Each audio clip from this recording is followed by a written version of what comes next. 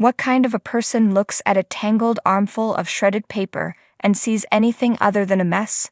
Trying to piece together documents that have been shredded and muddled together is unthinkable to most people, which is what makes Jimmy different. He will go the ridiculous extra mile. He will write you a demand letter on toilet paper, and he will go dumpster diving for those shredded documents, and he will pass out in the process of trying to put them back together. This is what makes us love Jimmy. He goes to such scrappy extremes to get the job done, and no matter how many knockbacks come his way, he just keeps on trying. In the middle of a devastating emotional breakdown, he will pick up the phone. And after the enormous blow of bingo, when he lost both his dream office and his dream partner in Kim, he's back in the saddle this week with the one person whose approval he wants even more than Kim's. Though it lasted only the length of a teaser, as did the flashbacks in Nacho and Hero, the glimpse of Jimmy in the HHM mailroom revealed so much about his relationships with both Kim and Chuck. He and Kim feel more or less like contemporaries, but we learn that she passed the bar before Jimmy did, and from a better university, University of New Mexico is American SEMA, and judging by the kiss she planted on him when he got the news, they're at least friends with benefits. The timing of these flashbacks is always ambiguous, but this seems like the furthest back we've ever gone, showing the possible reason why Jimmy turned to scams in the first place. His hopes of being hired as a lawyer by HHM are dashed, and I wasn't sure whether Howard was entirely to blame, or whether Chuck had a hand in this decision too.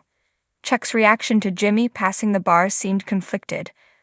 Though he's clearly happy and impressed, he's also not particularly eager to work with his brother. Jimmy is heartbreakingly desperate to hear the words, "I'm proud of you," from Chuck, which he said himself to Chuck in bingo, but he has to pretty much put those words into his brother's mouth. But the sadness of the flashback is balanced out by an uplifting turn in the 2003 narrative, as the McGill brothers join forces on Jimmy's biggest case yet.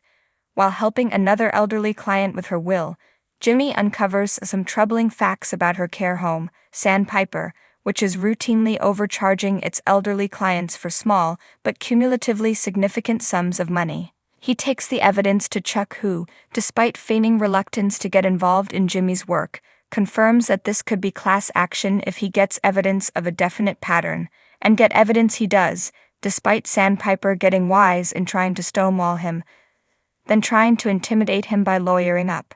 A demand letter written in haste on toilet paper is still a demand letter, and shredded documents fished out of an incredibly gross dumpster are still valuable evidence if you're willing to put in the time. So Jimmy doggedly separates the shreds into color-coordinated piles on Chuck's floor, but finally passes out from exhaustion before he can start trying to piece them back together, leaving Chuck to take up the mantle, which he does in spectacular fashion, stitching together several pages including one smoking gun document about a syringe supplier in Nebraska. Jimmy waking up to find the documents all restored, and Chuck on the case, was such a satisfying beat. After all the knocks he's had, he deserves a mini miracle. The subtle push-pull of the brothers' relationship is fascinating here though. Jimmy always downplays his achievements in Chuck's presence. Even a stopped clock is right twice a day, as if he doesn't want to unsettle him, and Chuck tells Jimmy it's up to him if they work together on the Sandpiper case, pointedly deferring to his brother, though Jimmy's obviously ecstatic. But is the McGill dream team going to last? Chuck correctly identifies the Nebraska syringe document as crucial, because it means that Sandpiper's fraud involves interstate trading, and thus can be tried under RICO provisions, which are much better news from a prosecution standpoint. And it's not clear which is the bigger dream come true for Jimmy, working on a bona fide class action lawsuit, or working with his legendary brother on any case. I had such a sense of foreboding throughout the second half of this episode.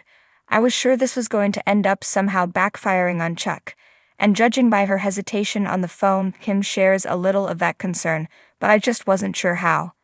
He does get cold feet right before their meeting with Sandpiper's lawyers, and barely speaks throughout, but the lead lawyer is so starstruck that Chuck's mere silent presence is enough.